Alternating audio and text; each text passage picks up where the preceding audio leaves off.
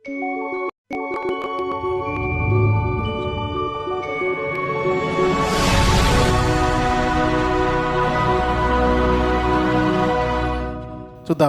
ఒక చిన్న స్టోరీగా మనం ఈరోజు సబ్జెక్ట్లోకి స్లోగా వెళ్దాం.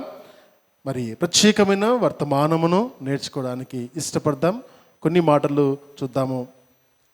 న్యాయాధిపతుల నుండి 11వ అధ్యాయము ఇక్కడ నుండి కొన్ని మాటలు మనము చదువుకుందాం. న్యాయాధిపతుల నుండి గ్రంథంలో నుండి 11వ అధ్యాయము మొదటి కొన్ని వచనాలు చదువుదాం. గిలాదు వాడైన యోఫ్తా పరాక్రము గల బలాఢ్యుడు, అతడు వైశ్య కుమారుడు. గిలాదు యోఫ్తాను కనెను. గిలాదు భార్య అతనికి కుమారులను కనగా వారు పెద్దవారై యోఫ్తాతో, నువ్వు అన్య స్త్రీకి పుట్టిన వాడవు గనుక మన తండ్రి ఇంట నీకు స్వాస్థ్యము లేదనిది. యోఫ్తా తన సహోదరుల యుద్ధ నుండి పారిపోయి టోబు దేశమున నివసింపగా అల్లరి జనము యోఫ్తా యుద్ధకు వచ్చి అతనితో కూడా సంచరించుచు ఉండెను. చాలా ఒక వ్యక్తి గురించిన ధ్యానము చేద్దాము. ఆ వ్యక్తుల నుండి తీసుకునే లక్షణాలు, మరి అదేవిధంగా ఇంకా అనేకమైన విషయాలు నేర్చుకోవడానికి మనం ఈరోజు ప్రయత్నం చేద్దాం. ఆ వ్యక్తి పేరు యోఫ్తా. గిలాదు అదొక పట్టణం ఇజ్రాయెల్ దేశంలో, కొద్దిగా యోర్దాను నది పక్కన ఉన్న ఒక ప్రదేశం పేరు గిలాదు. కోయిన్సిడెంటల్లీ ఈ యోఫ్తా యొక్క తండ్రి పేరు కూడా గిలాదే. సో కాబట్టి కన్ఫ్యూజ్ అవ్వద్దు, అది ప్రాంతమా వ్యక్తి అని. కాబట్టి అది ప్రాంతము, అది అయిన వ్యక్తి కూడా. ఈ విధంగా ఆలోచన చేసుకుని ముందుకు వెళ్తున్నప్పుడు ఇక్కడ ఒక వ్యక్తిని చూస్తాము. ఆ వ్యక్తి యొక్క వ్యక్తిత్వాన్ని ఒకసారి ఆలోచన చేద్దాము. ఈ వ్యక్తిని గురించి చాలా సందర్భాల్లో మరి సంఘంలో కూడా మాట్లాడుకున్నాం, మరి కొన్ని సందర్భాల్లో ఇంకో లోతుగా కూడా నేర్చుకున్నాం. ఎందుకు ఈ ఫాదర్స్ డే స్పెషల్లో నేను ఈయన గురించి మాట్లాడుతున్నాను, ద అబాండన్డ్ చైల్డ్ కొరకు నేను ఎందుకు మాట్లాడడానికి ఇష్టపడుతున్నాను అంటే, there are so many lessons. మనము ఈ అబాండన్డ్ చైల్డ్ నుంచి, అంటే వెలివేయబడిన కుమారులు ఏ విధంగా మరి ఇజ్రాయెల్ దేశానికి ఒక న్యాయాధిపతిగా, ఒక పరాక్రమశాలిగా, మరి ఇజ్రాయెల్ దేశాన్ని కాపాడడానికి దేవుడు ఏర్పాటు చేసుకున్న ఒక న్యాయాధిపతిగా మారాడు. చూద్దామా? It's a great interesting story. తర్వాత తను చేసిన ఒక ప్రామిస్, దేవుని చేసిన ఒక ప్రామిస్ని నిలబెట్టుకోవడానికి ఎంతవరకు వెళ్ళాడు, అక్కడి నుంచి నేర్చుకుందాం. అతని పేరు యోఫ్తా. ఈయన గిలాదువాడు. గిలాదు ప్రాంతం గురించిన విషయాలు నేర్చుకున్నాం. తండ్రి గిలాదు, వైశ్యను కూడినప్పుడు పుట్టినవాడు, వైశ్య కుమారుడు.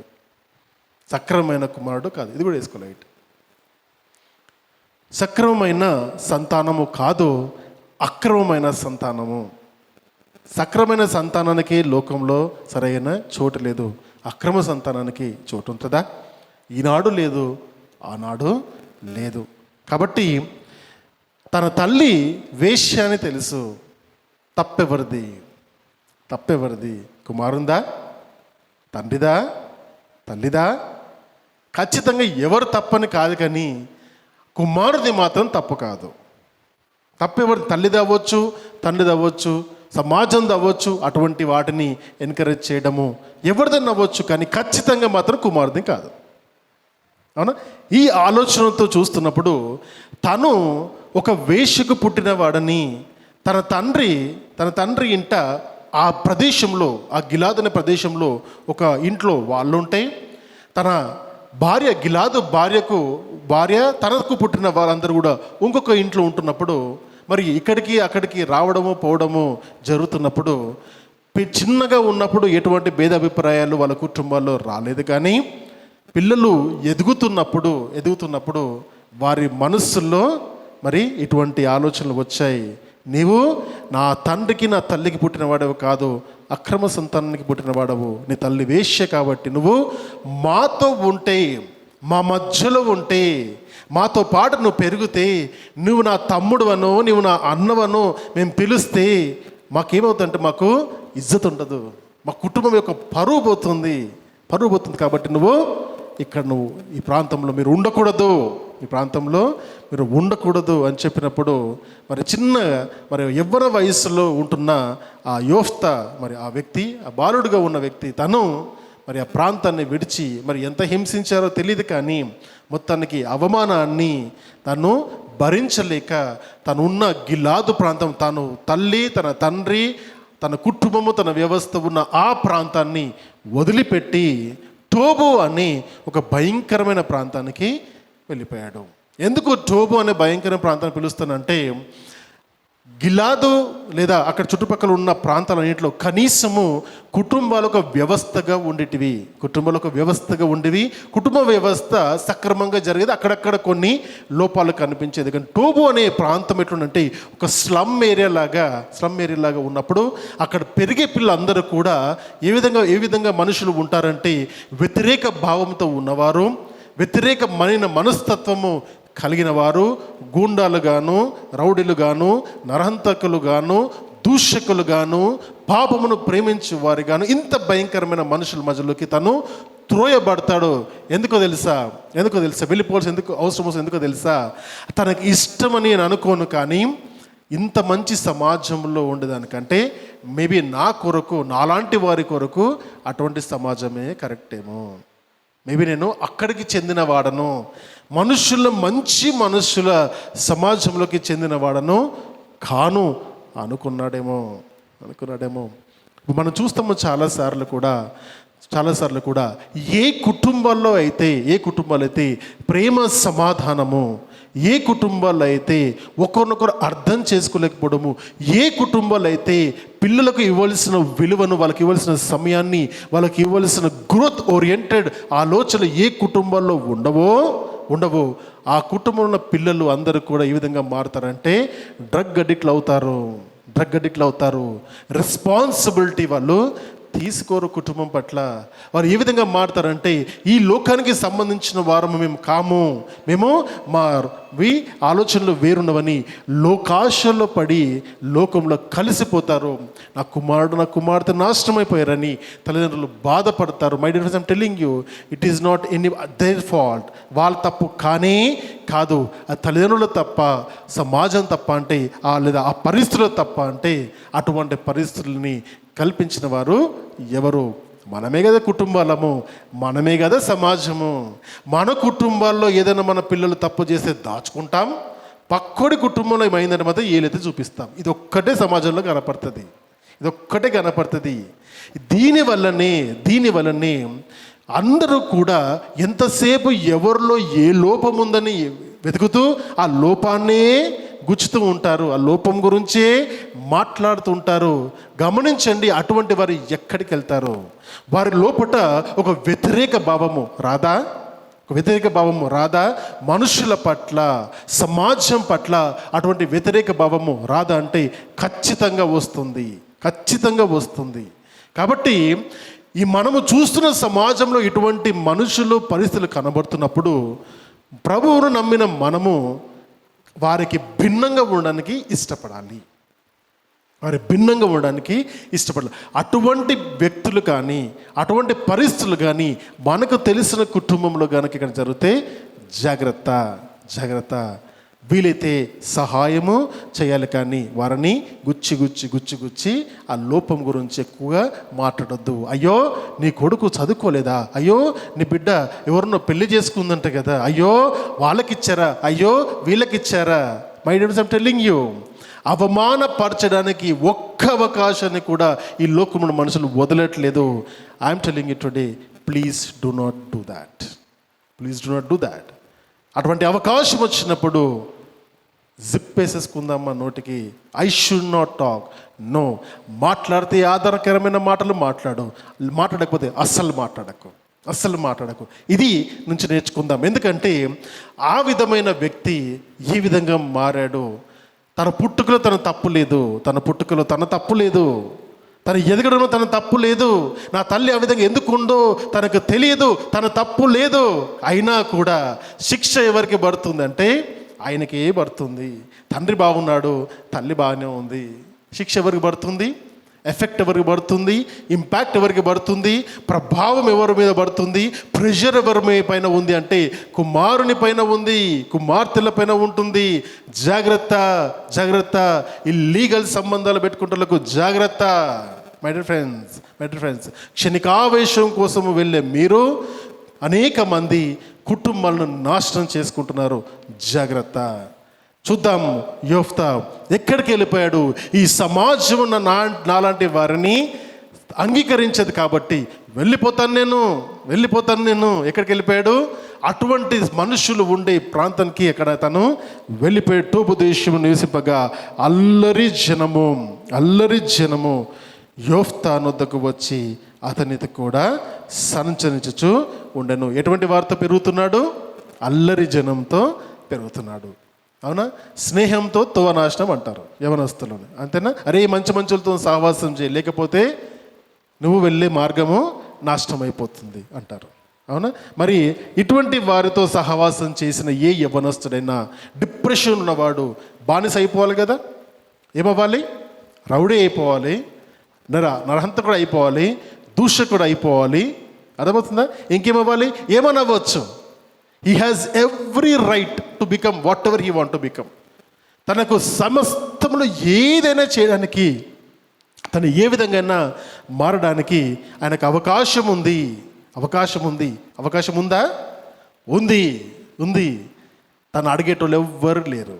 హీ హ్యాస్ గ్రేట్ ఎక్స్క్యూజ్ ఏంటంటే, నన్ను ఈ సమాజము వెలివేసింది, నా కుటుంబము నన్ను ప్రేమించలేదు, నా అన్నదమ్ములు నన్ను వెలివేశారు, నా ఊరు నా కోసం లేదు, నాకెవ్వరు లేరు, నేనెవరికి లేను అనొచ్చా? అంటారు ఎప్పుడన్నా ఈ మాటలు? వింటారు ఎవరి దగ్గర నుంచి అన్నా? అట్లాంటి కోసమే యోఫ్తా, అటువంటి వారి కోసమే యోఫ్తా. అటువంటి అల్లరి జనాంగం మధ్యలో ఉన్న యోఫ్తా గురించిన గొప్ప వర్తమానము, మన బ్రతుకులను మార్చే వర్తమానము. తర్వాత 4వ వచనం చదువుదాం. కొంతకాలమైన తర్వాత అమ్మోనీయులు ఇజ్రాయేలుతో యుద్ధం చేయగా, అమ్మోనీయులు ఇజ్రాయేలుతో యుద్ధము చేసినందున గిలాదు పెద్దలు టోబు దేశము నుండి యోఫ్తాను రప్పించుటకు పోయి, నీవు వచ్చి మాకు అధిపతివై ఉండుము, అప్పుడు మనము అమ్మోనీయులతో యుద్ధము చేయదమని యోఫ్తాతో చెప్పిరి. ఎందుకు యోఫ్తా దగ్గరకు వచ్చారు వీళ్ళు? ఎందుకు వచ్చారు యోఫ్తా దగ్గరికి? ఎవ్వరు లేరా? ఆ గిలాదు అంత పెద్ద ప్రాంతంలో ఎవ్వరు లేరా అమ్మోనీయులని ఎదిరించడానికి? అమ్మోనీయుల గురించి కొంచెం వర్తమానం చెబుతానండి. ఈ అమ్మోనీయులు ఎవరంటే ఇజ్రాయెల్ దేశమున్న ఆ గిలాదు ఆ ప్రాంతం ఏతుందో ఆ ప్రాంతమును ఒకప్పుడు అమ్మోనీయులు వేరు, ఓకేనా? ఈ అమ్మోనీయులు పరిపాలిస్తున్నప్పుడు వాళ్ళు ఈ అమ్మోనీయుల నుంచి ఆ ల్యాండ్ని వాళ్ళు క్యాప్చర్ చేసుకున్నప్పుడు, ఇజ్రాయెల్ దేశం ఐగుప్తు నుండి బయటకు వచ్చిన తర్వాత, అమ్మోనీయులను గెలిచిన తర్వాత, అప్పుడు ఆ స్థలము ఇజ్రాయెల్ దేశాన్ని అయ్యింది. కింది భాగాల్లో ఆ వచనం ఉంటుంది. It's a real estate issue, ఓకేనా? నా స్థలం నీదంటే నాది, మీరు కబ్జాలు ఉన్నారని చెప్పేసి వాళ్ళు వీళ్ళ మీదకి వస్తున్నారు. వచ్చినప్పుడు ఇజ్రాయెల్లో ఉన్న దేశం, ఇజ్రాయెల్ ఎవరండి ఇక్కడ? ఇజ్రాయెల్ అంటే ఎవరు చెప్తారు అన్న? కరెక్ట్ ఆన్సర్ చెప్తే చాక్లెట్ ఇస్తా. ఇజ్రాయెల్ ఎవరు? అట్లా కాదు, హిస్టారికల్గా చెప్తాం. ఎన్ని గోత్రాలు ఉన్నాయి ఇజ్రాయెల్లో? ఏడ్చినట్టే ఉంది. ఇజ్రాయెల్ ఎన్ని గోత్రాలు ఉన్నాయి? ఈ కాలానికి మాట్లాడుతున్నాను నేను, ఈ కాలానికి. అవునా? ఈ కాలంకి మాట్లాడుతున్నాం. తెలీదా? అవునా? ఇజ్రాయేలు ఈ ప్రదేశంలోకి వచ్చేటప్పుడుకు 12 గోత్రాలు కలిపి ఒకే దేశంగా ఉంది. ఎప్పుడైతే సొలొమోను మహారాజు పరిపాలన తర్వాత రాజ్యము 2గా విభజింపబడింది. యూదయ ప్రాంతంలో ఉన్న 2 గోత్రాలు ఉన్నవి. ఇజ్రాయెల్ ప్రాంతం, ద నార్థన్ కింగ్డమ్ 10 గోత్రాలకు సంబంధించిన వాళ్ళు. 2 గోత్రం ఉన్నవారు ఎవరంటే బెన్యామీను గోత్రము, సౌలు కుటుంబము. యూదా గోత్రము, దావీదు కుటుంబము, వారు మాత్రమే యూదయ దేశంలో ఉన్నారు. మిగతా వాళ్ళందరూ పైన ఇజ్రాయెల్లోనే ఉండిపోయారు. 10 గోత్రాలు ఇజ్రాయెల్ ఉన్నవి, 2 గోత్రాలు ఇక్కడ ఉన్నది. దిస్ ఈజ్ కాల్డ్, ఈరోజు మనం చూస్తున్న ఈ పాఠం ఎటువంటిది అంటే యునైటెడ్ కింగ్డమ్. అది సొలొమోన్ తర్వాత డివైడెడ్ కింగ్డమ్. కింగ్డమ్ డివైడ్ అయింది. ఇది యునైటెడ్ కింగ్డమ్లో 12 గోత్రాలు ఉన్న వారు ఉన్నారు. ఇంకా కొన్ని ప్రాంతాలు కూడా వాళ్ళ ఆక్రమణలోనే ఉన్నవి. అయితే వీళ్ళల్లో ఉన్న ఇజ్రాయెల్ దేశంలో నా కొంత భాగానికి వచ్చినప్పుడు అమ్మోనీలు వచ్చి ఇజ్రాయెల్ దేశం పైన వాళ్ళు యుద్ధాన్ని ప్రకటించినప్పుడు ఇజ్రాయెల్ వాళ్ళు, ఆ గిల్యాదు ఉన్న వారు వాళ్ళని ఎదిరించలేకపోయారు. వాళ్ళకి అర్థమైపోయింది, మాకు ఏం లేదు, మాకు నాయకుడు లేడు, మాకు నాయకుడు లేడు కాబట్టి యుద్ధాన్ని గెలవలేకపోతున్నాము. కాబట్టి ఎవరి దగ్గరికి వెళ్దాం? మొత్తం ప్రదేశంలో ఎవ్వరు కూడా శక్తి గలవాడు లేడు, వాళ్ళకు నాయకులుగా ఉండగలిగే అర్హతలు కలిగిన వారు ఎవరు లేకపోతే ఆ టోబు దేశము దాదాపు 15 మైళ్ళు వాళ్ళున్న ప్రాంతం నుండి 15 మైళ్ళు ఉన్న ఆ టోబు దేశం దగ్గరికి వెళ్ళి ఆయన కొరకు విచారణ చేసి ఆయనతోని మాట్లాడుతున్నారు. ఎందుకంటే మొదటి వచనం చూడండి, గిలాదు వాడైన యోఫ్తా పరాక్రము గల బలాఢ్యుడు. అది రీజన్ అక్కడ ఎందుకు వచ్చారు ఆయన దగ్గరికి. పరాక్రము గల బలాఢ్యుడు అంటే మంచి యుద్ధశూరుడైన హెఫ్టీ పర్సనాలిటీ ఉన్న వ్యక్తి. అర్థమైందా? ఆ విధంగా శూరుని దగ్గర వెతుక్కుంటూ వెళ్ళారు. My dears, I'm telling you today, నీ దగ్గర కనుక నీ స్ట్రెంగ్త్ ఏతుందో దాన్ని ఇప్పుడు ఎవరు నీ కనిపెట్టకుండొచ్చు. నీ దగ్గర ఉన్న ఘనమైన విషయాలు ఏతున్నాయో, గొప్ప విషయాలు ఉన్నాయో, మనుషులు ఈరోజు నిన్ను పట్టించుకోకపోవచ్చు. ఒక సమయం వస్తుంది, ఒక అవసరం వస్తుంది, నువ్వే అవసరం పడతావు. కాబట్టి నీలో ఉన్న గొప్పతనాన్ని బట్టి అనేక సార్లు నిన్ను అందరూ గొప్పగా అనుకుంటారని అనుకోకు. ఎన్నో గొప్ప కార్యాలు మనం చేసినా ఎంతేనా అనేటోళ్ళు ఎంతోమంది ఉన్నారు. That is how the world is. ఎదుటివాడిని గొప్పవాడంటే వీడు తక్కువవాడు అయిపోతారు అనుకుంటారు. నో మై డియర్ ఫ్రెండ్స్, ఎదుటివాడిని గొప్పవాడు అన్నవాడు ఇంకా గొప్పవాడు అవుతాడు. అర్థమవుతుందా? ఇప్పుడు గమనించండి, ఇద్దరు సంభాషిస్తున్నప్పుడు ఎదుటి వాళ్ళు గురించి మాట్లాడుతున్నప్పుడు అనుకుందాము, కొత్తగా చాలా తెలియని ప్రాంతానికి వెళ్ళినప్పుడు ఎవరిని కలిసినప్పుడు 2 రకాల మనస్తత్వాలు చూస్తాం. మొదటి రకమైన మనస్తత్వం ఏ విధంగా ఉంటుందంటే తన గురించి చెప్పుకుంటూ ఉంటారు. నేను అది చేసిన, ఎందుకంటే ఎదుటికి తెలియదు కదా, ఎదుటికి తెలియదు నువ్వేంటో. కాబట్టి నేను ఎంత గొప్పవాడిని, ఎంత ఘనకార్యాలు చేశాను, నేను ఏమేం పనులు చేశానని అవిటిని చెప్పడానికి ఎక్కువగా మనుషులు ఇష్టపడతారు. పక్కడికి ఛాన్సే ఇయ్యరు, మౌనంగా ఉంటారు. ఆయన ఒక్క మాట అన్నాడు అనుకోండి, ఒక్క మాట సింపుల్గా చెప్పాలంటే ఇప్పటి వరకు ఎవరు కూడా డొనాల్డ్ ట్రంప్ దగ్గరికి వెళ్ళకుండా వచ్చి టీవీలో రాకుండా ఆయనకు వెనక్కుంటే ఆయన ఒక మాట దగ్గరికి వచ్చి నేను ఎవరో తెలుసా, నా పేరు డొనాల్డ్ ట్రంప్ అంటారు అన్నాడు అనుకోండి. నీ గొప్ప కార్యాలు అన్నీ ఏమైపోతాయి ఆయన ముందర, ఏమవుతాయి, తుస్సమైపోతాయి. అలానే బిల్ గేట్స్ దగ్గరికి వెళ్ళేసి నా కంప్యూటర్ అది చేసిన, నా కంప్యూటర్లో నేను గొప్ప కార్యాలు చేశాను, నాకు లాంగ్వేజ్ వచ్చు, ఏ వచ్చు అంటే డూ నో హూ ఐఎమ్, నా పేరు చాలని, నా పేరు బిల్ గేట్స్ అంటారు నన్ను అన్నాడు అనుకోండి, ఏమైపోతుంది పరిస్థితి. కాబట్టి చాలా సందర్భాల్లో అవసరం లేకుండా ఎక్కువ మాట్లాడి నీ విలువను పోగొట్టుకోకు. అర్థమవుతుందా? నీ గొప్ప కార్యాల గురించి నువ్వు చెప్పాల్సిన అవసరం లేదు. మంచి మాట చెప్తా నేను. కొత్త వ్యక్తుల్ని కలిసినప్పుడు వాళ్ళ గురించి ఎంక్వైరీ చెయ్యి, వాళ్ళ గురించి మనం నేర్చుకోవడానికి అవకాశము దొరుకుతుందేమో ప్రయత్నం చెయ్యి. వాళ్ళల్లో గొప్ప ఘనమైన విషయాలు ఏమైనా ఉంటే వారికి చెప్పు. ఐ లైక్ నేను సెమినార్కి వెళ్ళినప్పుడు ఎవరైనా కలిసినప్పుడు తెలిసిన వారైతే మీ గురించి నేను విన్నాను, చాలా సంతోషంగా అనిపించింది. పొగడ్తలు చెప్పట్లేదు, గుణగణాల గురించి చెప్పినప్పుడు వాళ్ళు నీ గురించి 2 మాటలు చెప్తారు. ఈ సంభాషణ ఏ విధంగా ఉంటుంది, ఒకరి గురించి ఒకరిని ఎలివేట్ చేసుకుంటూ ఇంకొకరు ఎలివేట్ చేస్తుంటారు. కాబట్టి పైన ఉన్నవాడు కిందున్నవాడిని లేపినప్పుడే వానిపై ఉన్నవాడు వాణ్ణి లేపుతాడు. అంతేనా? అదే విధముగా ఎదుటి వారు నువ్వు కిందికి తోయాలని చెప్పేసి అవమానకరంగా నువ్వు మాట్లాడితే నిన్ను అవమానించేటోళ్ళు కూడా అదే విధంగా ఉంటారు.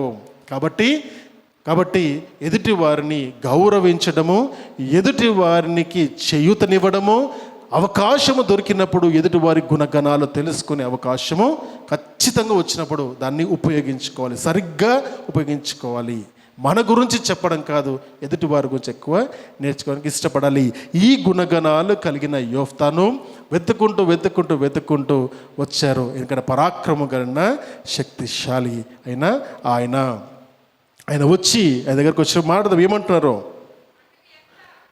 గిలాదు పెద్దలు టోబు దేశం నుండి యోఫ్తాను రప్పించుటకు పోయి, నీవు వచ్చి మాకు అధిపతిపై ఉండుము, అప్పుడు మనము అమోరీయులతో యుద్ధము చేయదమని యోఫ్తాతో చెప్పిరి. అందుకు యోఫ్తా, మీరు నా యందు పగబట్టి నా తండ్రి ఇంటి నుండి నన్ను తోలివేసితరే, ఇప్పుడు మీకు అవసరం వచ్చింది కాబట్టి నా యుద్ధకు వచ్చిరా అని గిలాదు పెద్దలతో చెప్పాను. న్యాయమైన ఈ ప్రశ్న? న్యాయమైన ప్రశ్నేనా? నేను మీ అందరిలో తక్కువగా ఉన్నప్పుడేమో నన్ను వెలివేశారు, మీకు అవకాశం ఉండే కాబట్టి నన్ను వెలివేశారు. ఇప్పుడు మీరు అందరూ శ్రమలో ఉన్నారు కాబట్టి, నేను అవసరము నీ గొప్పలో కనపడుతున్నాను కాబట్టి నా దగ్గరికి వచ్చావు. మతలబీ అంటున్నాడు ఆయన. అవసర పూర్తి మనుషులారా మీరు అని అంటున్నాడు. ఇట్లుంటారా లేదా మనుషులు? ఇట్లే ఉన్నారు కదా. ఏమైనా డిఫరెన్స్ ఉందా? అవసరం ఉన్నప్పుడు ఒకలాగా, అవసరం లేనప్పుడు ఒకలాగా. అవునా? అందుకే ఏ ప్రేమలు నమ్మడము ఈ లోకంలో మనుషులు మర్చిపోయారు. ఎవరన్నా మనం ప్రేమిస్తారంటే ఇది నిజమేనా అంటే లేదు, ఆయనకి అది అవసరం నాతో అని, అందుకని అతను మంచి మారుతాడు. లేకపోతే వీడా కనబడితే కూడా కనబడకుండా అంజాన్ని కొట్టి వెళ్తారు. అర్థమవుతుందా? This is how the people are. ఏది మిస్ అవుతుందంటే, నేను చాలా సందర్భాలు కుటుంబాల్లో చెబుతాను, నీకు ఎవరినన్నా అనడానికి అవకాశం ఉన్నప్పుడు అనకుండా జాగ్రత్త పడు. ఎవరినన్నా తిట్టే అవకాశం వచ్చినప్పుడు తిట్టకుండా జాగ్రత్త పడు. నీ నోరుని కాపాడుకో. ఎందుకంటే నీ నోరు బారేసుకుంటే వారికి ఆ మాట నీకు గుర్తుంటుంది. అవసరమైతే కోపం వస్తే చెంప మీద మాట కొట్టకని ఒక మాట అనకు తొందరపడి. అర్థమవుతుందా? అవసర పూర్తి మనిషి ఎట్లుంటారంటే, ఎవరు మేడలు పోయి ఓడలు అవుతాయో, ఎప్పుడు ఓడలు పోయి మేడలు అవుతాయో తెలీదు. జాగ్రత్త.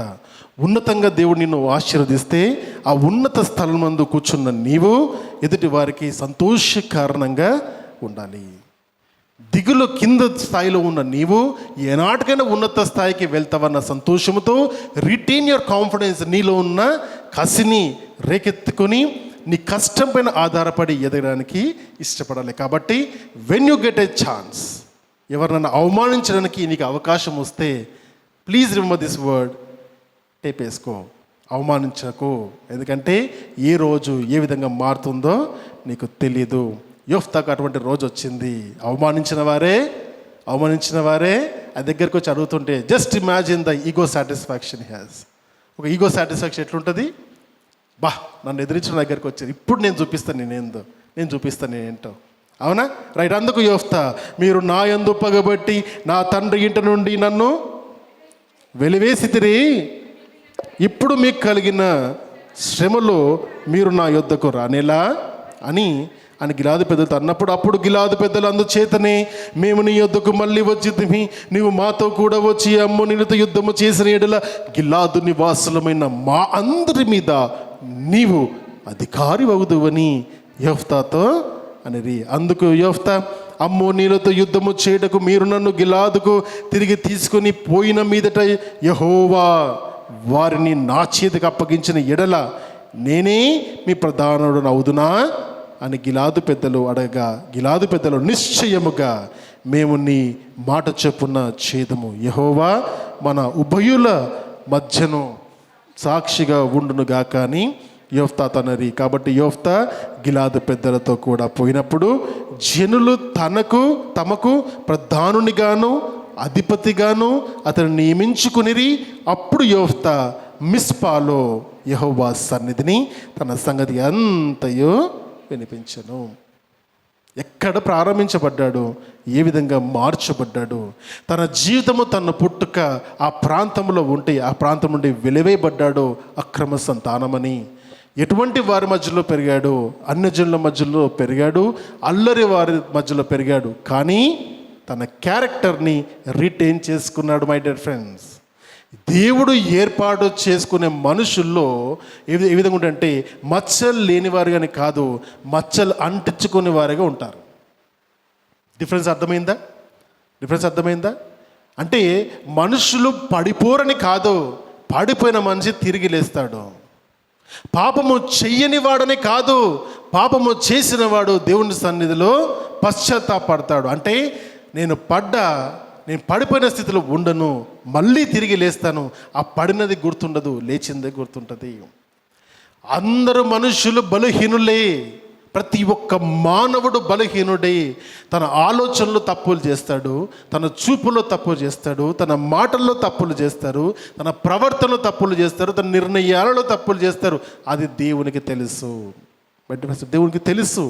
కానీ ఎవరిని ఏర్పాటు చేసుకుంటాడు, ఎవరిని తన బిడ్డలుగా అంగీకరించుకుంటాడంటే ఆ పడిపోయిన స్థితిలో అక్కడనే ఉండకుండా దేవా నన్ను క్షమించినైనా అని పశ్చాత్తాపపడ్డ ప్రతి బిడ్డను దేవుడు ఏర్పాటు చేసుకుంటాడు. అటువంటి స్థితిలో యోఫ్తా మనకు కనబడుతున్నాడు. అటువంటి స్థితిలో యాకోబు మనకు కనబడుతుంటాడు. అటువంటి స్థితిలో పేతురు కనపడతాడు. అటువంటి స్థితిలో పౌలు కనపడతాడు. ఇంకా అనేక మంది భక్తులు పడిపోయిన స్థితిలో నుండి లేచి దేవుని కొరకు నిలబడన్న ఆ ఒక్క నిర్ణయం, ఆ ఒక్క నిశ్చయత ఏం చేస్తుందంటే వారి జీవితాన్ని దేవునికి పానార్పణంగా అర్పించుకోవడానికి దేవుడు నిలబెట్టుకుంటాడు. ఎక్కడ పుట్టావన్నది కాదు, ఎవరి మధ్యలో పెరుగుతున్నావనేది కాదు, ఎటువంటి పరిస్థితుల్లో నివసిస్తున్నావనేది కాదు, ఎటువంటి స్థితిగతుల మధ్యలో నువ్వు ఉంటున్నావనేది కాదు, నీవు నీ క్యారెక్టర్ని మెయింటైన్ చేసుకుంటున్నావా లేదా అన్నది ముఖ్యం. ఇక్కడ దేవుని సన్నిధిలో యవ్వన కాలంలో తన తండ్రి ఇంటి నుండి తన తల్లి ఇంటి నుండి తను వెలివేసినప్పుడు దేవుని పైన అలిగి సొలగి ఏం చేస్తారు? ఇప్పుడు అనేక మంది నాకు దేవుడు ఉన్నాడా, దేవుడు ఉంటే ఈ విధంగా జరుగుతుందా నా జీవితంలో ఎవరైనా అనుకుంటే, మై డియర్ ఫ్రెండ్స్, యోఫ్తా జీవితం ఒక మంచి లెసన్. ఆ లెసన్ ఏంటంటే అన్నిటికైనా కృంగుపాటులో ఉన్న ఆ పరిస్థితిలో ఉన్నా కూడా దేవుని గురించి నేర్చుకున్న మాటలను మరవలేదు. Just imagine a situation.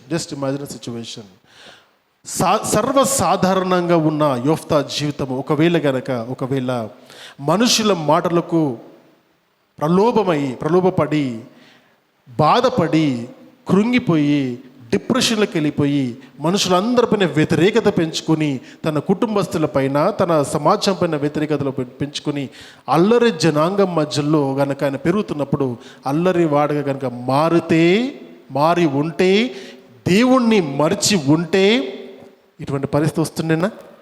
వాళ్ళు కనీసం వస్తున్నా ఏం ఆలోచిస్తారు? ఏ యోఫ్తా గురించి మాట్లాడుతున్నాడు? వారు వెలేసిందే మంచిగా అయింది. ఎందుకంటే ఇక్కడ నుంచి వెలేస్తే ఆ టోబా దేశంలో వాడు పోయి అక్కడ మర్డర్లు చేస్తున్నాడు, మానభంగాలు చేస్తున్నాడు, దొంగతనాలు చేస్తున్నాడు, రౌడీ షీటర్ అయ్యాడు, వాడు హిట్ లిస్ట్లో ఉన్నాడు వాడు. ఈ సాక్ష్యము గనక యోఫ్తా విషయంలో ఉంటే ఇక్కడున్న ఈ పెద్దలు అతని దగ్గరికి వెళ్ళేవారా? అతని న్యాయాధిపతిగా ఉంచుకునేవారా? అది దేవుని చిత్తమైతుండేనా? అవ్వకపోతుండే. కాబట్టి what is our excuse today? సమాజం పైన ఒక వ్యతిరేకత, కుటుంబాల పైన ఒక వ్యతిరేకత, మనుషుల పైన ఒక వ్యతిరేకత కలిగి ఉన్న మనుషులారా, ఈ మాట అర్థం చేసుకోండి. ప్రతి శ్రమ వెనుక దేవుని ప్రణాళిక ఉందని అర్థం చేసుకుందాం. ప్రతి బాధ వెనుక, కృంగుపాటు వెనుక దేవుని యొక్క గొప్ప ప్రణాళిక ఉందని అర్థం చేసుకుందాం. నిన్ను అవమానించిన వారిని దగ్గరికి రప్పించాలని దేవుని యొక్క ప్రణాళిక ఉంటే, నీవు అవమానించారని చెప్పేసి మనుషులకు దూరమే వాళ్ళకి వ్యతిరేకతగా మారితే, దేవుడు నీ జీవితంలో ఉంచిన ఆ ప్రణాళికను దేవుడు నెరవేర్చలేకపోవడానికి కారణం మనమే అవుతాం. ఇంకెవ్వరూ కారు, మనమే అవుతాం. ఎందుకంటే దేవుని చేతికి మనను అప్పగించుకోవట్లేదు. I'm telling you friends, I'm telling you today, ఇటువంటి పరిస్థితులు మన జీవితాల్లో ఉంటే కనుక మన జీవితాల్లో ఉంటే యోఫ్తాను జ్ఞాపకం చేసుకో. తన దేవుని ప్రేమను తను నేర్చుకున్న వాటిని తల్లి దగ్గర నేర్చుకున్నాడో, తండ్రి దగ్గర నేర్చుకున్నాడో, ఏ విధంగా నేర్చుకున్నాడో తెలియదు, కానీ యెహోవా దేవుని సన్నిధిని ఎప్పుడు తన పరిశుద్ధుడిగానే ఉన్నాడు. న్యాయాధిపతిగా అక్కడున్న గిలాదు పెద్దలు కాదు ఏర్పాటు చేసుకుంది, అది యెహోవా చిత్తము. ఆ యెహోవా చిత్తము గనుకనే ఆయన ఏర్పాటు చేసుకున్న గనుకనే అప్పటి వరకు అమ్మోనీయులు ఇజ్రాయెల్ దేశం పైన వాళ్ళు అప్పటి వరకు వదిలేసిన వాళ్ళు తిరిగి యుద్ధాన్ని ప్రకటించి వారిని లొంగ తీసుకునే ప్రయత్నం చేస్తున్నప్పుడు అప్పుడు అవకాశం వీళ్ళకు దొరికింది. అతని కంట్రోల్లో లేదది. యోఫ్తా కంట్రోల్లో లేదా పరిస్థితి, అయినా తనకు ఫేవరబుల్గా జరిగింది. అంటే చాలా మట్టుకు మన జీవితాలు మన కంట్రోల్లో ఉన్నాయి అనుకుంటాం. నేను ప్లాన్లు వేస్తాను, నేను వ్యూహాలు రచిస్తాను, నేను ప్రణాళికలు వేస్తాను, తిమ్మిని బిమ్మిని చేస్తాను అని ఆలోచించే జ్ఞానవంతులారా జాగ్రత్త, జాగ్రత్త. తుత్తనీలుగా చేసేస్తాడు దేవుడు, తుత్తనీలుగా చేస్తాడు. ఆయన సన్నిధిలో న్యాయముగా, భక్తితో, విశ్వాసముతో ఉన్న ప్రజలను ఏ విధంగా ఎదిగింపచేయాలనేది ఆయన ప్రణాళిక. నీ బ్రతుకును దేవుని సన్నిధిలోకి అప్పచెప్పు, నీ జీవితాన్ని దేవునికి అప్పచెప్పు. నేను ఏ విధంగా ఎదిగింపచేయాలో ఆయన చేతికి అప్పచెప్పు. He will do the best for us. మన జీవితం మన చేతిలో ఉండి అన్ని మనము మన ప్రణాళిక ప్రకారం అన్ని రియాక్షన్స్ ఇచ్చుకుంటూ పోతే గాడ్ ఈజ్ టెస్టింగ్ అస్. ఒక మాట చెప్తాను నేను, చాలా సందర్భాల్లో ఇదే జరుగుతుంది. ఏం జరుగుతుందంటే, దేవుడు మనల్ని ఉన్నతంగా ఆశీర్వదించాలి అనుకున్నప్పుడు మన ముందర చిన్న చిన్న ట్రయల్స్ వేస్తూ ఉంటారు. అవి వేస్తున్నప్పుడు సర్వసాధారణంగా మనుషులు పడిపోతారు. అక్కడే పడిపోతారు, ఇంకెక్కడ పడిపోరు. అర్థమైందా? ఎక్కడ పడిపోతారంటే, దేవుడు నేను ఉన్నతంగా ఉంచాలనుకున్నప్పుడు చిన్న చిన్న వాటిలో పరీక్షలు వేస్తాడు. సులభముగా చిక్కులను పెట్టే పాపములో చెయ్యకుడి అని వాక్యము సెలవిస్తున్నప్పుడు, సులభముగా నీ నోటి ద్వారాను, నీ చూపు ద్వారాను, నీ మాటల ద్వారాను నువ్వు పడిపోయే అవకాశాన్ని దేవుడు అక్కడ ముందు పెడతాడు. అవునా? నీ బలహీనతను అపవాది వాడు మార్చుకొని నేను ఆ బలహీనతలో కృంగజేసి దేవుని యొక్క ప్రణాళికను నెరవేర్చకుండా మనందరి ముందు మనము బలహీనులు అవ్వేటట్టుగా, మనం కృంగిపోయేటట్టుగా వాడు చేస్తాడు. ఎందుకంటే మన ధైర్యమే దేవునికి బలము, మన విశ్వాసమే దేవుడు మనని ఉన్నతంగా తీసుకెళ్ళడానికి ఆయుధము. అక్కడనే కొడతాడు. పేతురును దేవుని దగ్గరికి వెళ్తేప్పుడు అంటాడు, 3 సార్లు బొంకావే, సిగ్గు లేదారా, మళ్ళీ పోతున్నావు నువ్వు. ఇస్కరియోతు యూదాతో అని ఉంటాడు, ఈ దేవుణ్ణి అమ్మేశావు కదరా, నీదేం బతుకు పోదావు అని ఉంటాడు వాడు.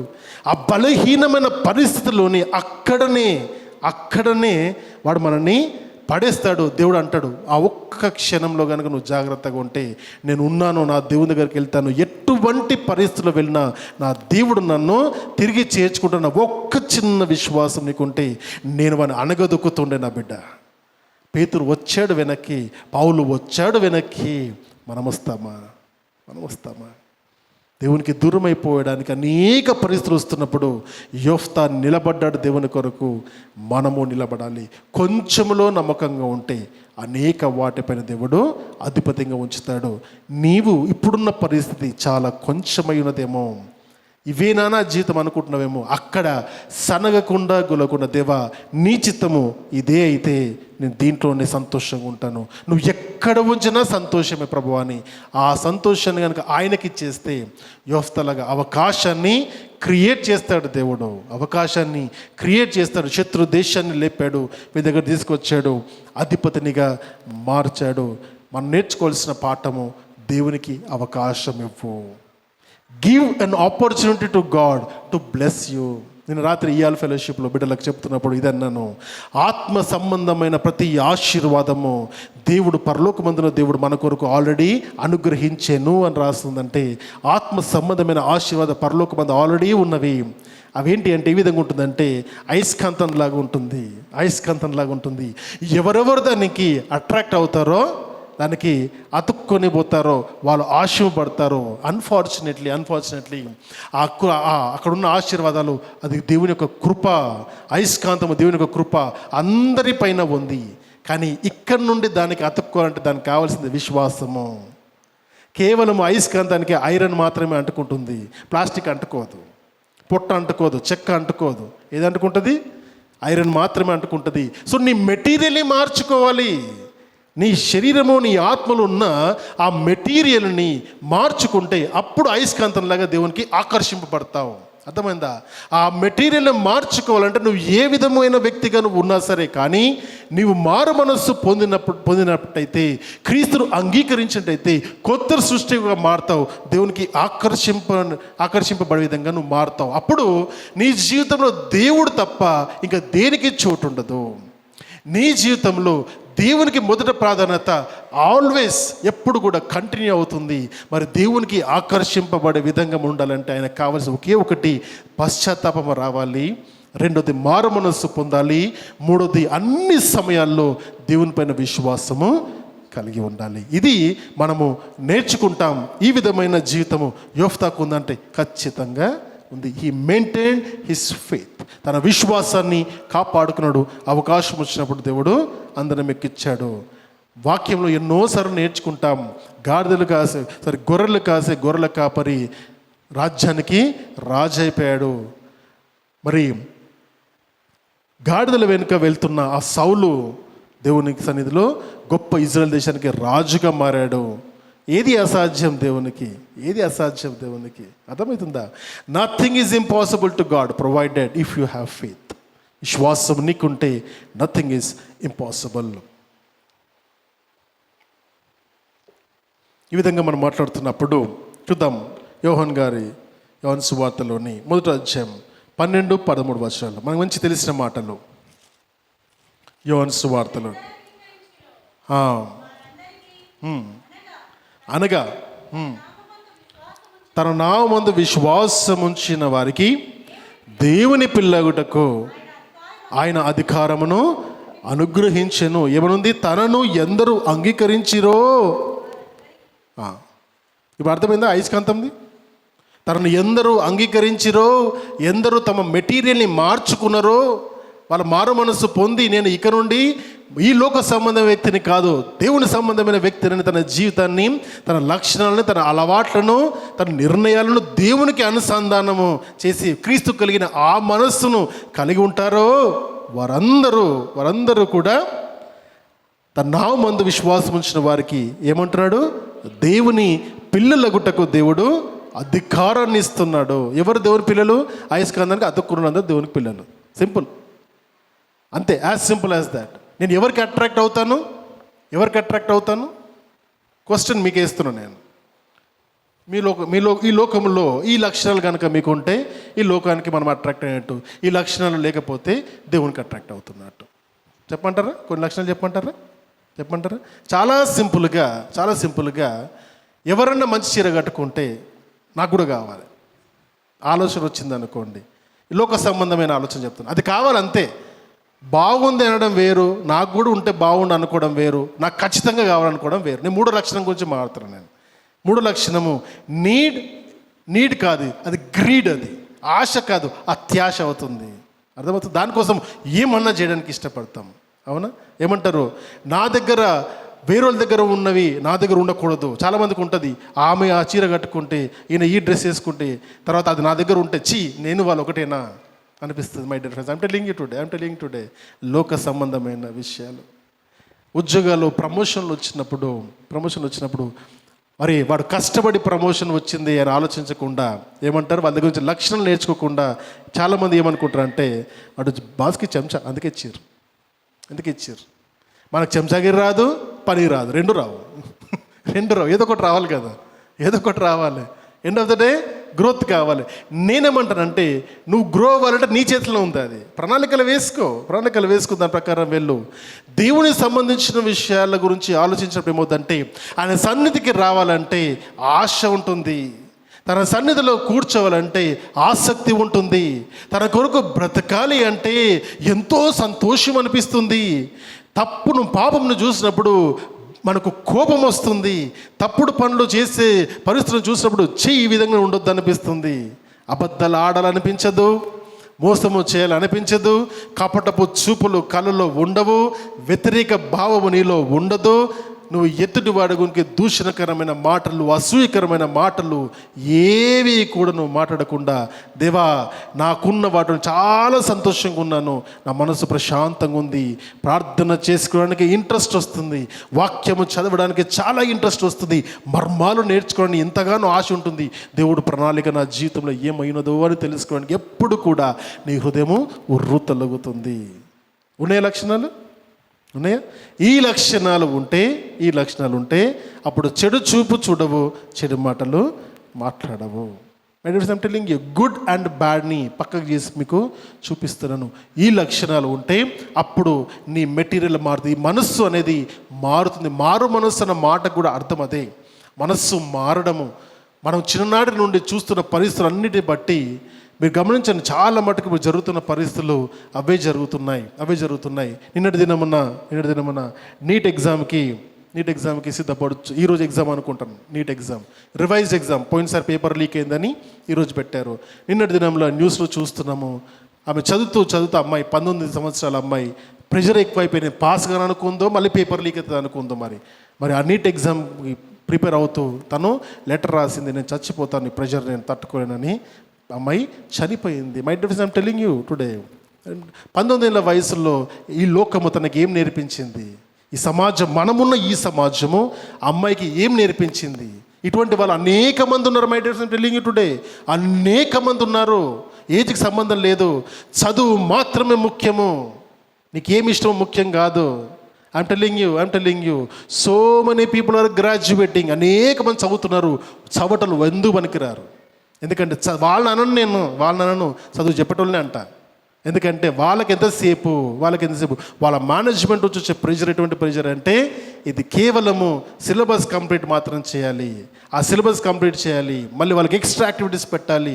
ప్రెషర్ మీద చెప్తున్నారు, నేర్పిస్తున్నారు, బిడ్డలు బాగుపడాలని నేర్పిస్తలేరు.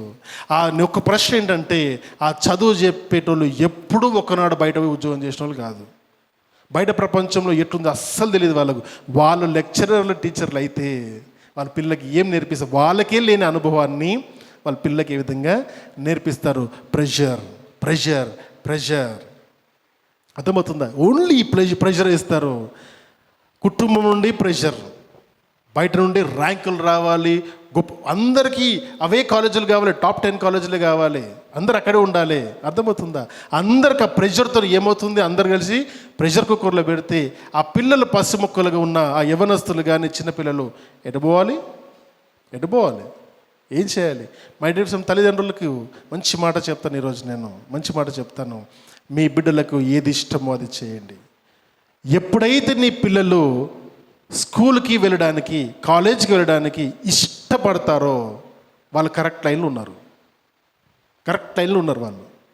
ఎప్పుడైతే స్కూల్కి వెళ్ళడానికి ఇష్టం లేకుండా, సంతోషంగా లేకుండా, కాలేజీకి వెళ్ళడానికి ఇష్టం లేకుండా, ఎగ్జామ్స్ అంటే టెన్షన్ పడుకున్నారు అనుకో, they are not enjoying the studies. చదువు నేర్చుకోవడము సంతోషం అనిపించాలి. అందుకని ఉద్యోగాలకు వచ్చినాక ప్రాబ్లం ఏమవుతుంది, చాలామందికి ఏమవుతుందంటే, చదువుకోవడము భారంగా నేర్చుకుంటారు కాబట్టి ఆఫీస్లో ఏదైనా నేర్చుకోండి అంటే కూడా అదే భారంతో ఫీల్ అవుతారు. ఈ ఇంట్లో ఏ పని చెప్పినా భారంగా ఫీల్ అవుతారు, బయట పని ఏదైనా పని చేయాలన్నా భారంగా ఫీల్ అవుతారు. అందుకని ఎవ్వరు యవ్వనస్తులు ఏది నేర్చుకోవట్లేదు. ఎందుకంటే ఎక్కడి నుంచి స్టార్ట్ అయింది అంత, ఇది స్కూల్కి వెళ్ళాలి, అక్కడ నుండి పని అంటే భారం అయిపోయింది, చదువు అంటే భారం, అన్నిటికంటే ముఖ్యంగా నేర్చుకోవడం అంటే భారం అయిపోయింది. Clear it of. నీకు నచ్చింది చెయ్యి. నా తల్లిదండ్రులు నాకు చిన్నతనంలో చెప్పిన మాట అదే, నీకు ఏది ఇష్టమో అది చెయ్యి. చెప్పగలుగుతామా? నేను 10th క్లాస్ అయిపోయిన తర్వాత మా చుట్టుపక్కల అందరూ కూడా, తెలిసిన వాళ్ళ ఫ్రెండ్స్ అందరూ కూడా ఎంపీసీ, బైపీసీలు, ఎంఈసీలు తీసుకుంటున్నారు.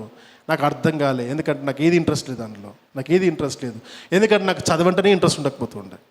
బాగా ఏదో చేయాలని ఆశ, కానీ చదువులను చూస్తే నాకు తిక్కు వస్తుండే. నాకు అర్థం కాదు, ఎందుకు చెప్తావు? అర్థమయ్యేటట్టు చెప్పు, అర్థమయ్యేటట్టే చెప్పాలి. అప్పుడే దాని మజా వస్తుంది, మన చదువు మజా వస్తుందని ఆనాటి నుండి ఆలోచించి టీచర్లు అడుగుతున్నప్పుడు మళ్ళీ చెప్పండి ప్రశ్నిస్తుంటే, ఎందురా మజ్జుగా ఉన్నావు నువ్వు, నీకేం ఎక్కతలేదా అంటే, నాకు అర్థమయ్యేటట్టు చెప్పండి. ప్రశ్నించేవాడిని, కొట్లాడేవాడిని.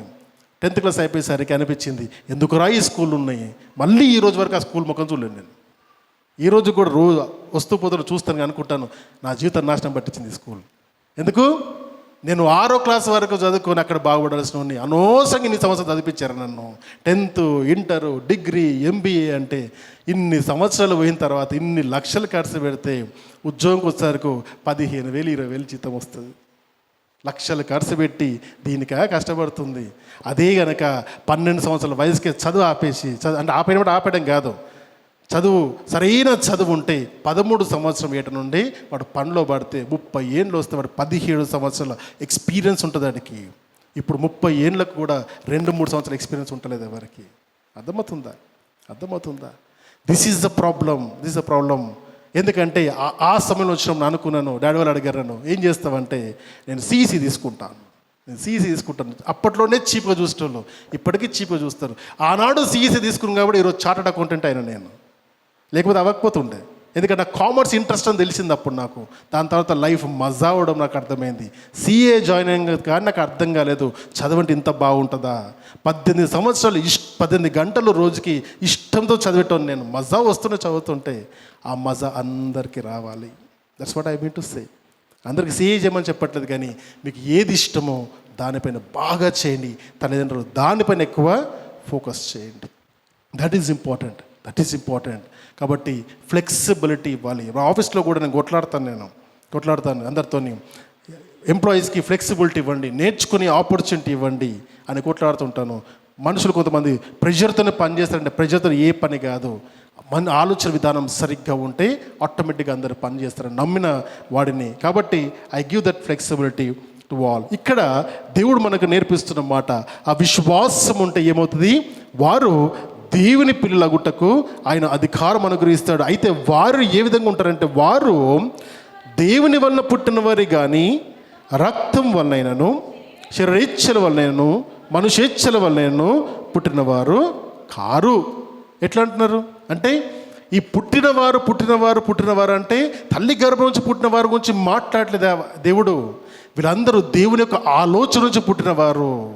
అందుకని ఆ విశ్వాసం ఎప్పుడైతే దేవుని యొక్క వాక్యం వాళ్ళ హృదయాలకు తగులుతుందో వారి బ్రతుకు మారుతుంది. ఎదుటివాడు నీకు ఏం చేయాలనుకుంటున్నావు, నువ్వు ఆ ఎదుటివాడికి చేస్తావు, ఆటోమేటిక్గా చేస్తావు. ఇష్టం అనేది వస్తుంది. యోఫ్తా జీవితాన్ని మనం ఒకసారి ఆలోచన చేసుకుంటే ఏమర్థమవుతుందంటే, ఈ యోఫ్తా తన జీవితంలో ఎటువంటి పరిస్థితుల్లోకి వెళ్ళినా కూడా దేవుని కొరకు నిలబడ్డాడు. తర్వాత చివరిగా చెబుతాను, తన యుద్ధము అమ్మోనీయుల పైన యుద్ధం ప్రకటించి దాన్ని దేవుని దగ్గర సన్నిధికి వెళ్ళి ఒక ప్రామిస్ చేసుకుంటాడు. The greatest promise. ఆ ప్రామిస్ ఏంటంటే, నేను అమ్మోనీయుల పైన కనుక గెలిస్తే నేను తిరిగి ఇంటికి వచ్చేటప్పుడు నా గృహము నుండి ఏది ముందు వస్తే దానికి బలిగా అర్పిస్తానని దేవునికి ప్రామిస్ చేస్తాడు. యెహోవా దేవునికి ఆయన ఒడంబడిక మొక్కుబడి పెట్టుకుంటాడు. తన యుద్ధం గెలిచి సంతోషముగా తన కుటుంబానికి మాట చెప్పడానికి వస్తుంటే, మొదటిగా తన తలుపులో ఉండే ద్వారం నుండి తన కుమార్తె వస్తుంది. ఒక్కటై ఉన్న కుమార్తె ద్వారంలో వచ్చినప్పుడు ఆ సంతోషం కాస్త నీరుపాలైపోతుంది. ఇప్పుడు దేవుణ్ణి తిడతాడా? ఏం దేవా అట్టెందుకు చేసినావు? ఇంత గొప్పగా విజయం ఇవ్వడానికి నన్ను ఏర్పాటు చేసుకున్నావు, ఇక్కడనేమో నా బిడ్డను తీసుకొచ్చావు అంటే చాలా సందర్భాలు చాలా ట్రిక్కీగా ఉంటుంది. ఆ మొక్కుబడి ఎందుకు మొక్కున్నాడో తెలియదు. దేవుడు అడిగాడా? యేసుప్రభువు వారు మంచి మాట అంటారు. ఏమంటారంటే, నీ మాట అవునంటే అవును, కాదంటే కాదన్నట్టుగానే ఉండాలి. నీవు దేనిపైన ఒట్టు పెట్టుకోకూడదు. పరలోకమందున దేవుని పైన ఒట్టు పెట్టుకోవద్దు, ఎందుకంటే దేవుని సింహాసనం. అవునా? భూమి అయినా భూమి ఒట్టు కూడా చేసుకోవద్దు. మరి యెరూషలేము ఒట్టు అనకు, ఎందుకంటే రాజు యొక్క సన్నిధి అది యెరూషలేము పట్టణము. మరి దేనిపైన ఒట్టు పెట్టుకోవాలంటే దేనిపైన ఒట్టు పెట్టకు, ఎవరిపైన ఆనాన్ని చెప్పకు. నువ్వు చేస్తానంటే చేస్తాను, చేయనంటే చేయను. కానీ ఒకవేళ నీ నోటి నుండి మొక్కుబడులు కనుక వస్తే అవి ఖచ్చితంగా నెరవేర్చమని ద్వితీయోపదేశ కాండంలోని 23వ అధ్యాయము 21 నుంచి 23 వచనాల్లో దేవుడే ఆ మాట చెప్తాడు. నీ నోటి నుండి దేవుని కొరకు చేస్తాన్న ప్రతిదీ నువ్వు చెయ్యాలి. చెయ్యకపోతే అది పాపం అవుతుంది. యోఫ్తా చేశాడంటే చేశాడు. తన బిడ్డను దేవునికి బలిచ్చాడు. ఆ దినమును ఇజ్రాయెల్ దేశంలో ఒక పండుగగా నెరవేర్చుకుంటారు. ఆ దినమున that is father's promise. If you understand the same concept, యేసుక్రీస్తు ప్రభువారు ఈ లోకంలోకి మనుషుల పట్ల చేసింది అదే. పరలోకమందున్న దేవుడు తన కుమారుని లోకాన్ని రక్షించడానికి తన అద్వితీయ కుమారుడిగా ఒక్కడి ఉన్న ఆ కుమారుని ఈ లోకానికి పంపించి ఆయన మరణం అందే వరకు తనను ఈ లోకానికి అనుగ్రహించాడు. ఒక్కడయున్న కుమారుణ్ణి దేవుడే ఈ లోకాన్ని పంపించి మనందరి కొరకు బలిగా అర్పించాడు. That is the promise given by God. అబ్రహాము తనకున్న ఒక్కడే ఉన్న కుమారుడు ఇస్సాకుని బలి అర్పించడానికి దేవుడు అడిగాడని ఇవ్వడానికి వెను తీయలేదు. అర్థమవుతుందా? దేవుని యొక్క ప్రామిస్ ఏ విధంగా ఉంటుందంటే ఏది ఏమైనా ఇవన్నీ కూడా మన జీవితాల్లో నెరవేర్చబడతాయి. అది దేవుని యొక్క ప్రేమ. ఈరోజు మనం గమనించుకుందాం. ఆ ఫాదర్స్ ప్రామిస్ ఏంటంటే తన కుమార్తెను అప్పగించడానికి కూడా ఇష్టపడ్డాడు. మరి ఈరోజు అయినా అంటే గమనించాలి, ఇక్కడ చూడాల్సిందంటే ఎవరికి ప్రాధాన్యత ఇస్తున్నాడంటే మొదటి ప్రాధాన్యత దేవునికి ఇస్తున్నాడు. That is the character of యోఫ్తా. బిగినింగ్లో తెలిసేదానికంటే ఎండింగ్లో అర్థమవుతుంది. కాబట్టి నేను మీ అందరికీ చెబుతాను, మనం తీసుకునే నిర్ణయాల్లోనే, ప్రతిదినం తీసుకునే చిన్న నిర్ణయాల్లోనే దేవునికి విశ్వాసిగా ఉన్నావా అవిశ్వాసిగా ఉన్నావా అని మనం తీసుకున్న చిన్న నిర్ణయాల్లోనే తెలుస్తుంది. చిన్న నిర్ణయాల్లో కనుక దేవునికి అనుసంధానంగా ఉంటాయి, పెద్ద నిర్ణయాలు తీసుకుని పెద్ద కష్టం కాదు, అస్సలు కష్టం కాదు. కాబట్టి ఆనాటి కాలంలో దేవునికి ఏదైనా ఉడంబడిక చేసుకుంటే దాన్ని ఖచ్చితంగా నెరవేర్చారు. యాకోబు ఉడంబడిక చేసుకున్నాడు, నన్ను కాపాడితే నీకు నేను 10వ భాగము ఇస్తానని అతను నెరవేర్చాడు. ప్రామిస్ ఫుల్ఫిల్లింగ్ తన కుమారుని దేవుడు ఇచ్చినప్పుడు తన ద్వారా ఈ లోకానికి విమోచన ఇవ్వడానికి ఇచ్చాడు. అది దేవుని యొక్క ప్రేమ. మరి మన ప్రేమ దేవుని పట్ల ఏ విధంగా ఉంది? యోఫ్తాకు ఉంచిన అటువంటి విశ్వాసము మనలో ఉందా? ఉంటే ఆలోచన చేద్దాం. ఒక మాట చెప్పి నేను ముగిస్తాను. రోమీయులకు రాసిన పత్రిక నుండి చూద్దాం. రోమీయులకు రాసిన పత్రిక మై ఫేవరెట్ వర్డ్ 8వ అధ్యాయము 38వ వచనము. 8వ అధ్యాయము. మరణమైనను జీవమైనను దేవదూతలైనను ప్రధానులైనను ఉన్నవైనను రాబోవైనవు అధికారులైనను ఎత్తైనను లోతైనను సృష్టింపబడినవైనను మరి ఎక్సెట్రా ఏదైనను మన ప్రభు అయిన యేసుక్రీస్తునందలి దేవుని ప్రేమ నుండి మనలను ఎడబాపు నేరవని రూఢిగా నమ్ముచున్నాను. పౌలు చెప్తున్నాడు, నేను నమ్ముచున్నాను, నీవు నమ్ముచున్నావా? అర్థమవుతుందా? ఏది కూడా దేవుని యొక్క ప్రేమ నుండి మనను ఎడబాపదు. మనం అనుకుంటాము లోకములో ఉన్న పరిస్థితులను బట్టి కృంగిపోతున్నావేమో, విశ్వాసము సన్నగిల్లుతుందేమో, ఉత్సాహము సన్నగిల్లుతుందేమో, దేవునిపైన ఆధారపడేది మెల్లిమెల్లిగా తగ్గుతుందేమో. గమనించుకో, గాడ్ ఈజ్ లవింగ్ యూ. దేన్ని బట్టి కృంగిపోతున్నావో, దేన్ని బట్టి భయపడుతున్నావో అవన్నిటినీ ఆలోచన చేస్తే గుర్తుపెట్టుకోవాలి, క్రీస్తు యేసు యొక్క ప్రేమ నుండి మనల్ని ఏది కూడా ఎడబాపదు. You are under protection. విశ్వాసం ఒక్కటి కాపాడుకో. దేవునికి మొదటి ప్రాధాన్యత ఇచ్చే వారిగా ఉందాం. అప్పుడు దేవుని యొక్క ఆశీర్వాదాలకు మనందరము కూడా అర్హులమవుతాం. ద ఫాదర్స్ డే స్పెషల్ మాట తల్లిదండ్రులకు, ప్రత్యేకంగా తండ్రులకు ఉద్దేశించి ఒక్క మాట చెబుతాను నేను. Your children are the reflection of yours. మీ పిల్లలు మీ ప్రతిబింబాలు. మిమ్మల్ని చూసుకుంటూ పెరుగుతారు వాళ్ళు. కాబట్టి మీరు ఎట్లా ఉంటారో వాళ్ళు అట్లే ఉంటారు. మీరు ఉదయకాలమే లేచి దేవుని సన్నిధికి నువ్వు రావాలని నువ్వు ఎంత ఇష్టంతో ఉంటావో వారు నిన్ను చూసి అదే రిప్లికేట్ చేస్తారు. దేవుని సన్నిధిలో వాక్యము నువ్వు చదివితే వారికి చదవాలనిపిస్తుంది. నువ్వు కుటుంబంలో ప్రార్థన చేస్తే వారికి కలవాలనిపిస్తుంది. నువ్వు ఎదుటి వారితో ఏ విధంగా ఉంటావో నిన్ను చూసి అదే విధంగా వాళ్ళు ఉంటారు. నీ భార్యతో నువ్వు ఏ విధంగా ఉంటావో వాళ్ళ పిల్లలు నేర్చుకుంటారు. రేపు పిల్లలు ఎంత వాళ్ళతోని వాళ్ళ భార్యలతోని అదే విధంగా ఉంటారు. నీ నిర్ణయాలు వారిపైన ఎటువంటి ప్రభావం చూపిస్తుందో జాగ్రత్త. You are the role model. You are the role model for your family. Be careful. You are in a respectable position, you are in a responsible position. దేవుడు నిన్ను ఒక గొప్పగా బాధ్యత కలిగిన పొజిషన్లో ఉంచాడు. నీకు ఇష్టమున్నా లేకపోయినా నీ బిడ్డలు నిన్ను చూస్తూనే పెరుగుతారు, తల్లిదండ్రులను చూస్తూనే పిల్లలు పెరుగుతారు. వాళ్ళే వారికి రోల్ మోడల్స్. మరి రోల్ మోడలే తప్పు చేస్తే, రోల్ మోడలే బలహీనులైపోతే కుటుంబం ఆటోమేటిక్గా బలహీన దశకి వెళ్తుంది. కాబట్టి ఎవరికి అంటాను, చాలా మటుకు కుటుంబాల్లో మగవారు దేవుణ్ణి బలంగా పట్టుకోవాలి అంటాను నేను.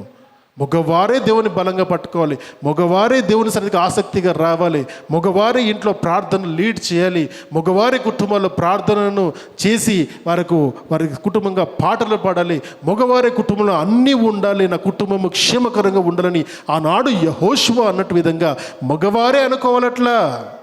అనుకుంటేనే నీ కుటుంబములో ఇంకా గొప్పగా నీ కుటుంబము మార్చబడుతుంది, బలంగా ఉంటుంది. ఆ మగవారే, కుటుంబ పెద్దలే బలహీనులుగా, అవిశ్వాసులుగా, లోకానుసారంగా ఉంటే నీ కుటుంబము దేవునిలో ఎదగదు. నీ తల్లిదండ్రులు నీకు నేర్పించిన పాఠాలు నీ తల్లిదండ్రులు నీ బిడ్డలకు నేర్పించగలిగితేనే నీ కుటుంబము నిలబడుతుంది, లేకపోతే నీ కుటుంబం బలము లేనిగా మారుతుంది. కాబట్టి on the special occasion of Father's Day, I'm telling you all today, be like a good father.